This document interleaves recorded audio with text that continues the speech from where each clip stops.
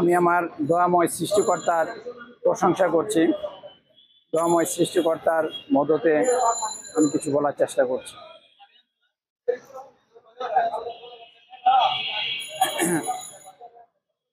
বিশ্বের সকল রাষ্ট্রকে আমি আহ্বান করছি, ফিলিস্তিনকে স্বাধীন রাষ্ট্র হিসেবে স্বীকৃতি দিন।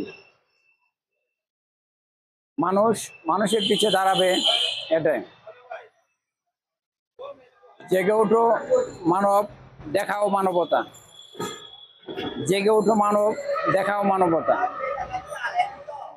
বিশ্বের সকল রাষ্ট্রকে আহ্বান করছি, ফিলিস্তিনকে স্বাধীন রাষ্ট্র হিসেবে স্বীকৃতি দিন। ধন্যবাদ জানাই আমার প্রিয় দেশবাসীকে এবং ধন্যবাদ জানাই সমগ্র বিশ্ববাসীকে। তারা সবাই আপনাদের মাধ্যমে প্রচারিত আমার এই কর্মসূচি দেখে আমাকে বিভিন্ন মিডিয়ার মাধ্যমে সাধুবাদ জানিয়েছেন। আমি তাদের সকলের কল্যাণ কামনা করি, শান্তি কামনা করি, বিশ্ববাসীর শান্তি কামনা করি।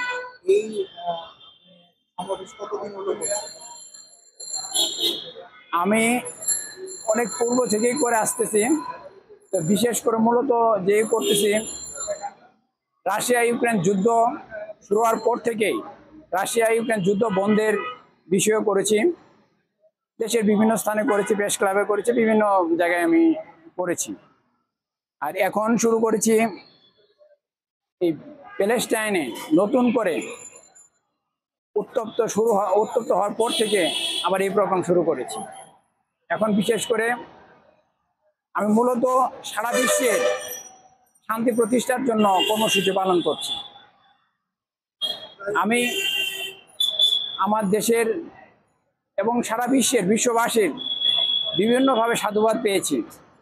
আমি আমার দেশের প্রশাসনের সহযোগিতা কামনা করছি।